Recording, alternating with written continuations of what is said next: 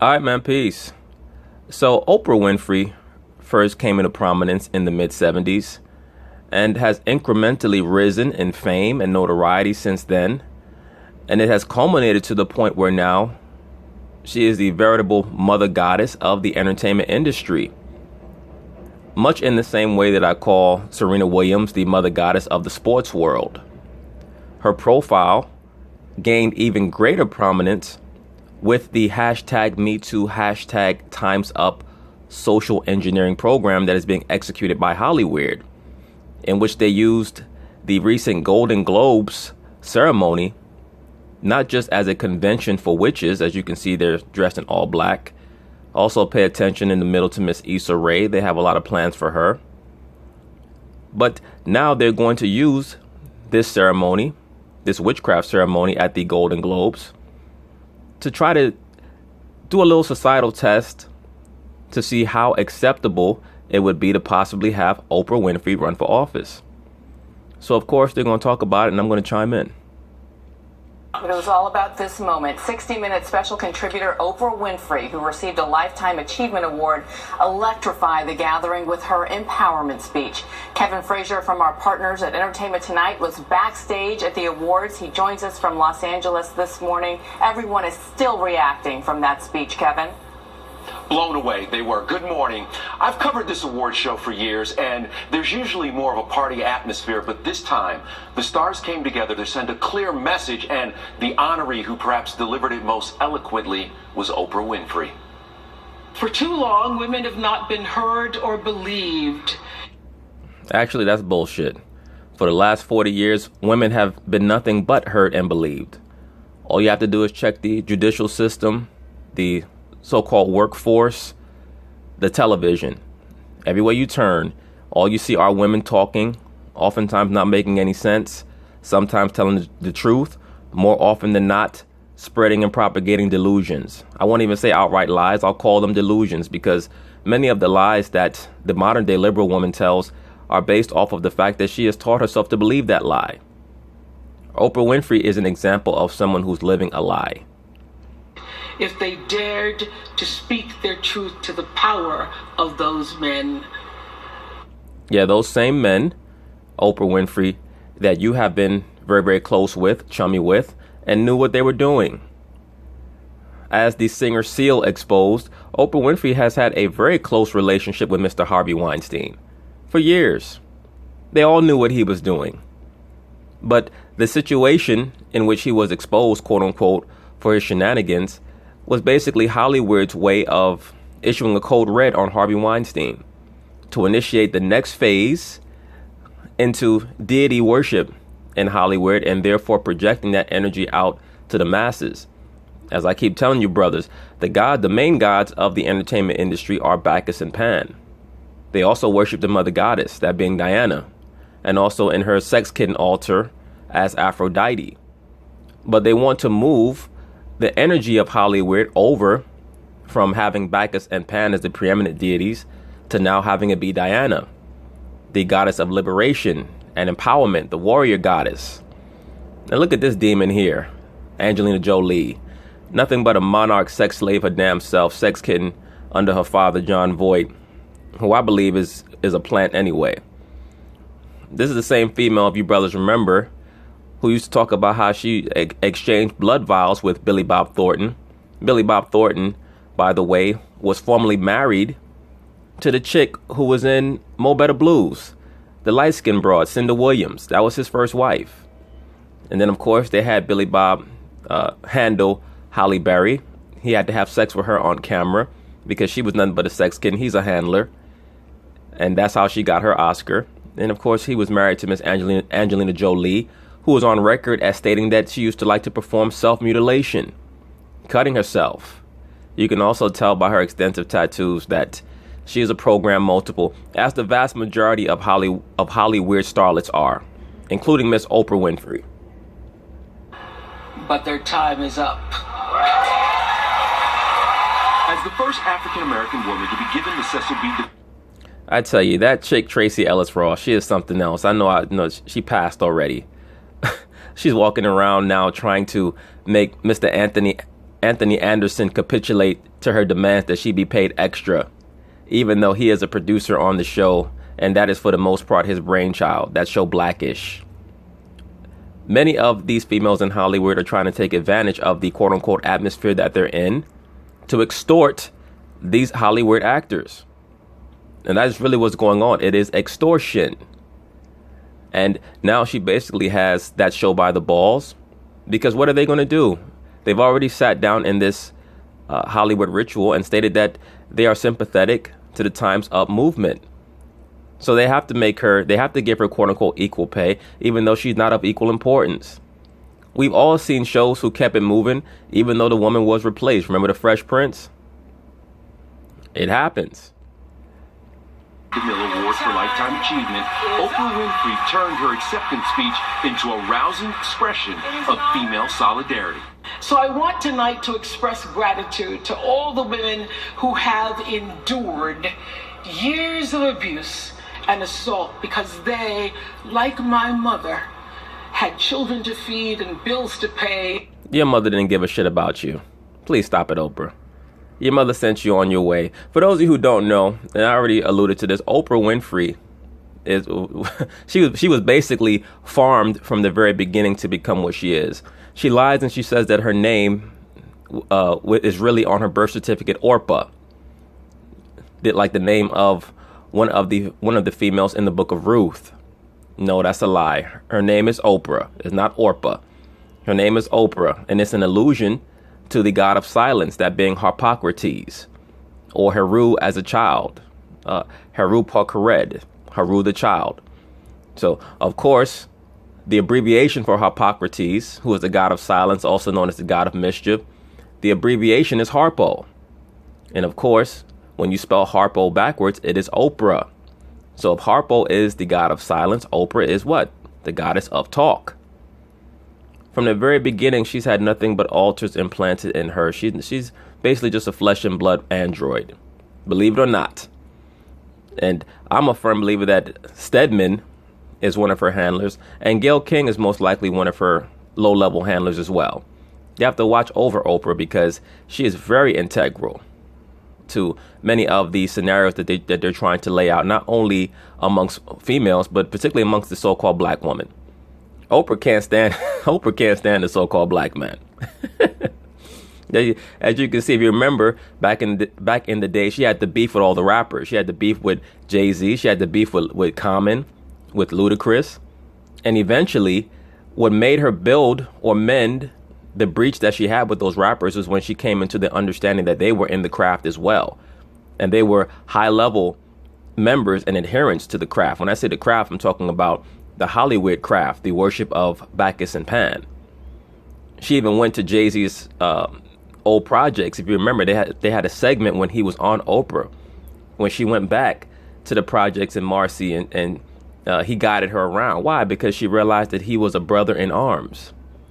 Jay-Z is also a venerator of the mother principle now. That's why he recently came out and said that women are going through a harder time in this modern day society than so-called black men are. Jay-Z said that. So he's done. But this female here, Oprah Winfrey, she's a monarch child. She was put through a series of programs. But you know what? Let me let her finish. And dreams to pursue. I want all the girls watching here and now to know that a new day is on the horizon. Yeah, Oprah does those same inflections that she used to do on her show. A new day is on the horizon. If you pay attention, she utilizes a lot of the same oratorical techniques that Hitler used to use. You know, intonations and changes and inflections in her voice, all these silly gesticulations to try to get the crowd pumped up. Oprah has not been relevant for many, many years, but they keep her out there in the mainstream media, the mainstream news, because she stands as a symbol for the feminine principle. They even gave her own channel, a channel that's flopping, by the way, that they call OWN, which really, when spelled backwards, is New World Order, NWO. Everything that's being utilized through Oprah is for a purpose. And we'll see if they actually try to make her running for president in 2020 a reality. The Golden Globes red carpet became a sea of black, a symbol of the Me Too movement. In wake of sexual harassment scandals impacting Hollywood and beyond, celebrities also wore... All these females are witches, including Mary J. Blige. Mary J. Blige knows a lot, too. She knows a lot about what's going on in Hollywood. If you remember, when Aaliyah was dispatched, when her plane went down, Mary J. Blige made some statements in regards to Aaliyah that were meant to imply that Aaliyah was removed for some reason. Wore pins with the name of the movement's new initiative, Time's Up. Many stars were accompanied by activists involved in the movement, including Michelle Williams with... God damn. Hey, brothers, don't I tell you that this whole hashtag Me Too, all these super feminists, they just mad either because they're old or they're ugly. I mean, no disrespect to this broad here, but I mean, damn. Who the hell threw coffee grinds on her damn face? I need to find a guy who was harassing her. I need to know who the hell that was. Me Too founder, Tarana Burke. We wanted to have other actresses and activists come together. Golden Globes host Seth Meyers opened the show with digs at Harvey Weinstein. Now notice Ms. Tarana Burke said that we wanted to have activists and actors come together. What is that code word for saying that this is a ritual? This is basically a massive spell casting. Because an actor is just a professional liar. And an activist, as I told you brothers before, is just a loudmouth. It's just someone looking for attention. Most activists are paid disinformation agents or just paid agents of chaos. It's their jobs to call attention to something that most people don't really care about. But if they yell loud enough and long enough, people will start to care about it. The vast majority of activists are totally insincere. Some of them are sincere, but the vast majority are not. And most of them are just paid shills. And Kevin Spacey, and spent the majority of his monologue on Hollywood's sex scandals. For the male nominees in the room tonight, this is the first time in 3 months it won't be terrifying to hear your name read out loud. Now that's an admission that the male Hollywood actors are under attack. That they basically have to fear for their careers and that they're being extorted. A lot of these guys are being extorted. They're being told to not only wear these so-called Time's Up pin, but that they should give a certain portion of their salaries and their fees to these different movements, like Time's Up or like Me Too. Or they'll just have someone from their past come out into the mainstream media and expose what they've done. This is why I said there's no doubt in my mind that Mark Wahlberg, the reason why he gave his salary to portions of that movement was because they got some dirt on him. They're going to open his file. It was a night dominated by women. Most of the presenters were female, and many of the winners were shows and performances showcasing strong women. Big Little Lies won for Best Limited. Now, this person here, Nicole Kidman, you'll remember her. She was Tom Cruise's former wife. As we all know, Tom Cruise is at the vanguard, at the forefront of the promotion of Scientology, and he really is just taking a bunch of bullets for something that really is very common in Hollywood, which is to be a Scientologist. As I've already covered, the founder of Scientology, L. Ron Hubbard, was a former student of Aleister Crowley, who really formulated a lot of the modern day Luciferian principles that are adhered to in Hollywood.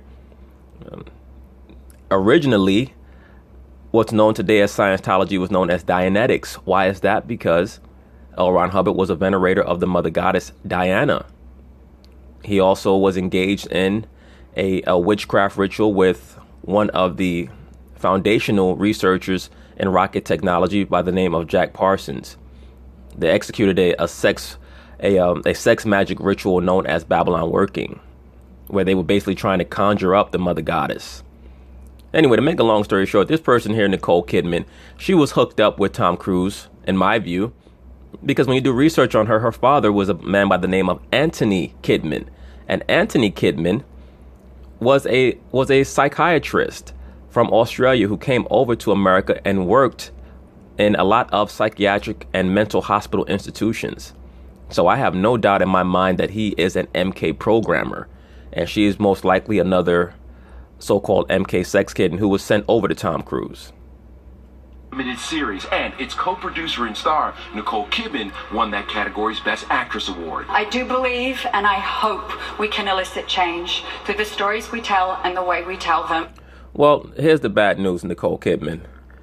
This is your moment right now. When I say your moment, I'm talking about the so-called liberated women. But reality is going to hit most of the so-called liberated women when they're forced to acknowledge that people don't care about their movies and don't want to see them. They can get nominated for as many awards as possible. At the end of the day, money talks. And you cannot, out of one side of your mouth, say that we want to get paid as the same amount as men when your movies are not going to generate the same amount as men. So something's got to give. Either you want the critical praise or you want to be monetarily, you want to be monetarily satisfied in the same way that men are monetarily compensated. Doesn't work the same. But women were also empowered to call out inequality when they saw it, as in the Best Director category. And here are the all-male nominees. Now look at Natalie Portman. I mean, she looks like hell. She's not even 40 years old. She's like 36. This bro looks 51, 52 years old. Like if I were to say, this chick right here on the left, Natalie Portman, was 52, you say, okay, she look good for her age. But she's 36, and her real name is not Natalie Portman, by the way. Her name is Natalie Hirschlag.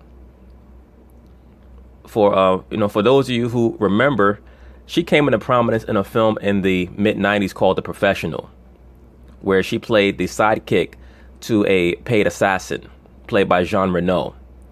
And if you watch the film, there were a lot of MK sex kitten dynamics to that film, where she was constantly trying to hit on him and establish a sexual relationship with Jean Reno in the film, and she was only 13 or 14 years old in that movie. And as I stated, her real name is Natalie Hirschlag, not Natalie Portman.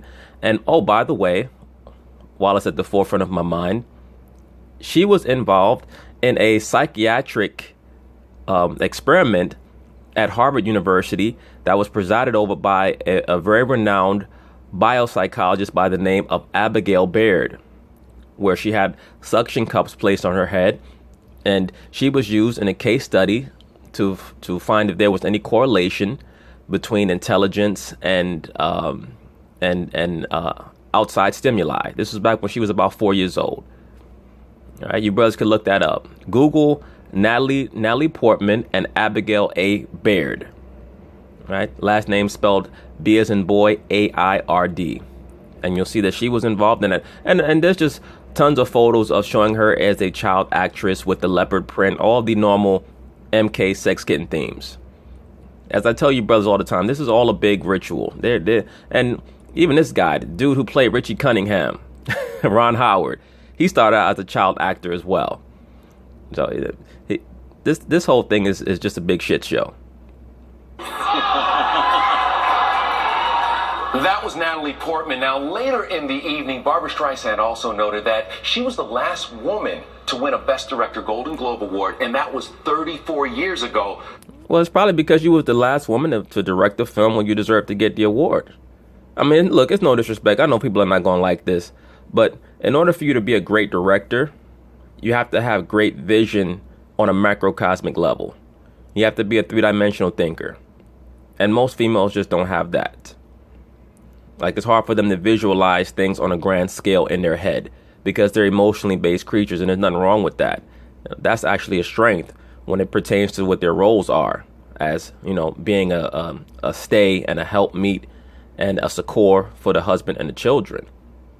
But when it comes to being able to envision certain things on a grand scale, most of them don't have it. And that's why most of them don't make great directors. Now, you do have certain female directors who have been renowned in recent years, one of them being Catherine Bigelow. I believe she directed The Hurt Locker. She also did the film last year, Detroit, which to me was terrible. I saw that in the theater. I thought it was a piece of shit movie. And you could tell it was directed by a woman because it was so emotional. Oh, my goodness. That shit was so damn emotional. Oh, forgetful. Nora? And Kevin, we have to talk about Oprah's speech because there was a lot of reaction that she may run for president in 2020.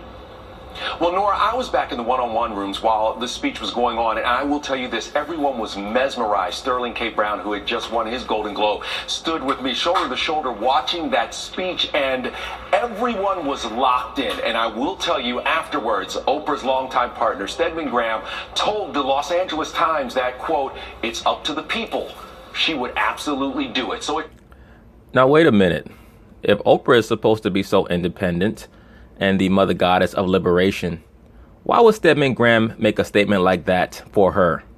Unless in some way, shape, or form, he's the one who's going to be handling the situation. Maybe he's the intermediary between Oprah and her sponsors. But that seems like a very strange statement for him to make.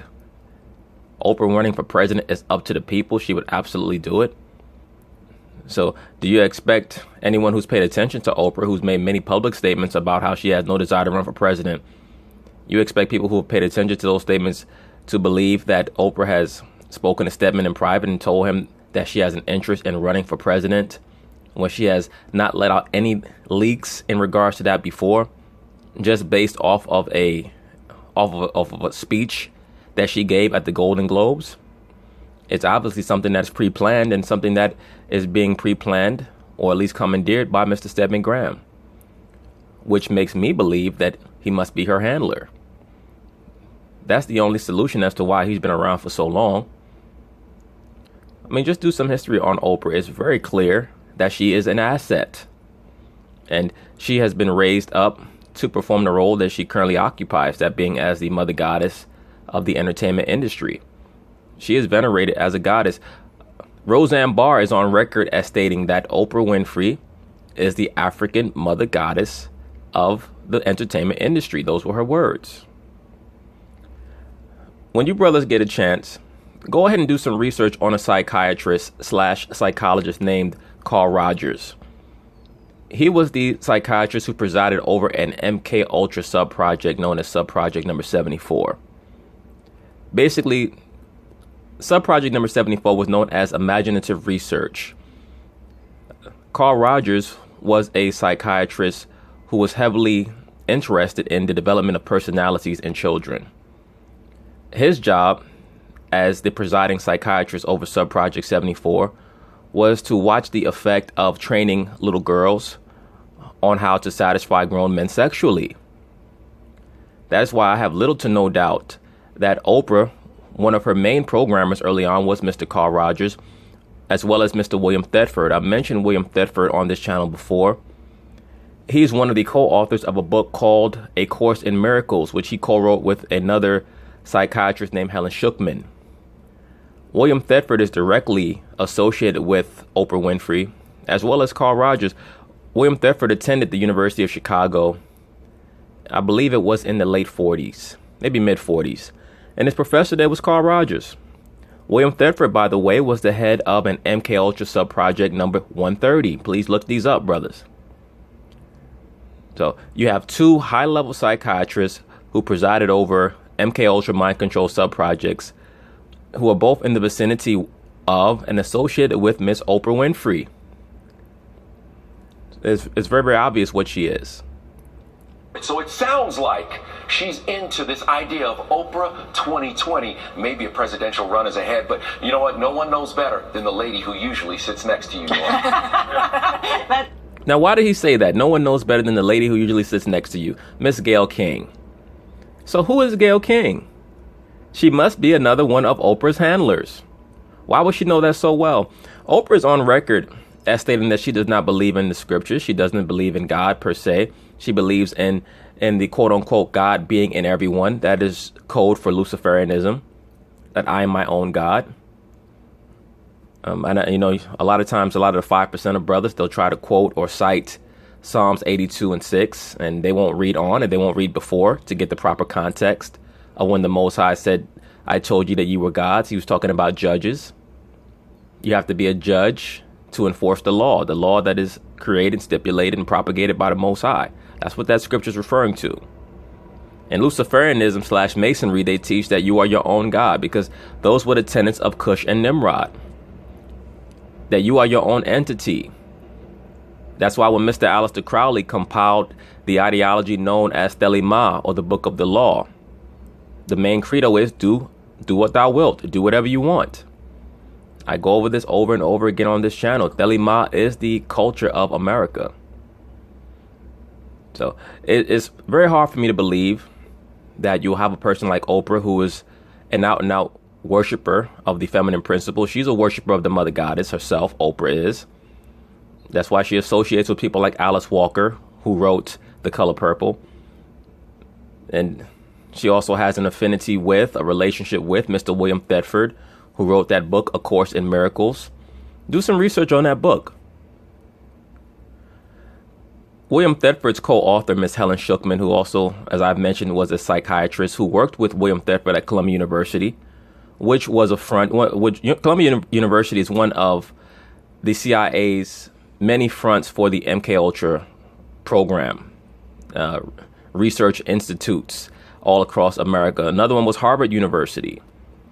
I'm trying to remember the name of the very prominent psychiatrist at Harvard that was utilized by the CIA. I believe his last name was Murray. I'm trying to remember his first name. I believe his first name was Henry, but you brothers could look it up. Dr. Henry Murray at Harvard. And he was in charge of a lot of experimentation using sensory deprivation, which means that they will keep people from sleep, electroshock treatment, flashing lights. That's where you get that song, by the way, where Kanye has the song Flashing Lights. That's an allusion to MKUltra. Kanye West is also under the programming.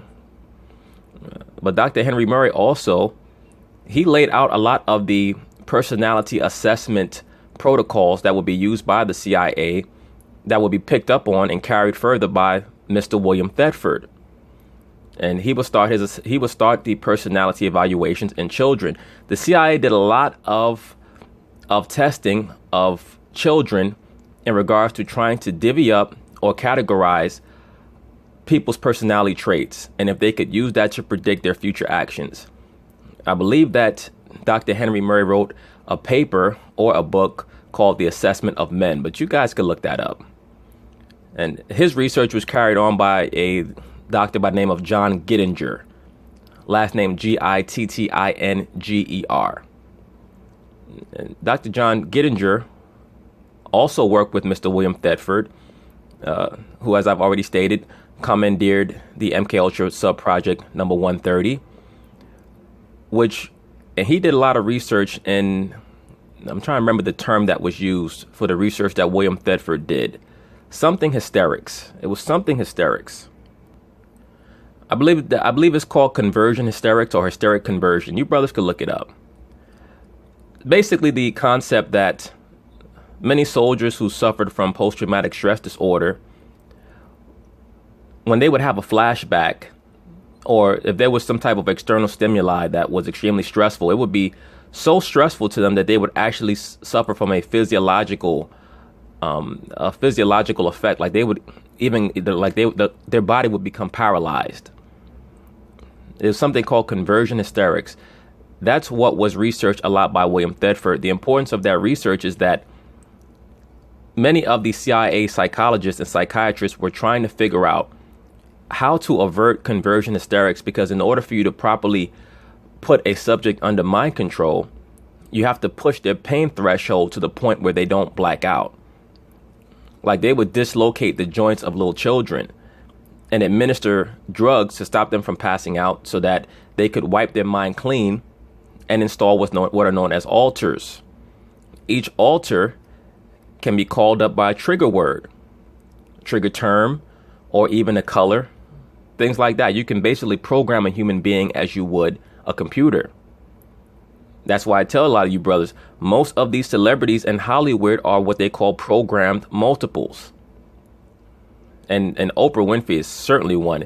There's just too many connections. As I stated, she had William Thetford and Helen Schucman on her show to promote that book, A Course in Miracles, which basically was a book that was trying to pull people away from quote unquote conventional religion or belief in their church system and into a more overt belief in Heru. This woman, Helen Schucman, claimed that the book, A Course in Miracles, was dictated to her by Aiwas, who really is Heru.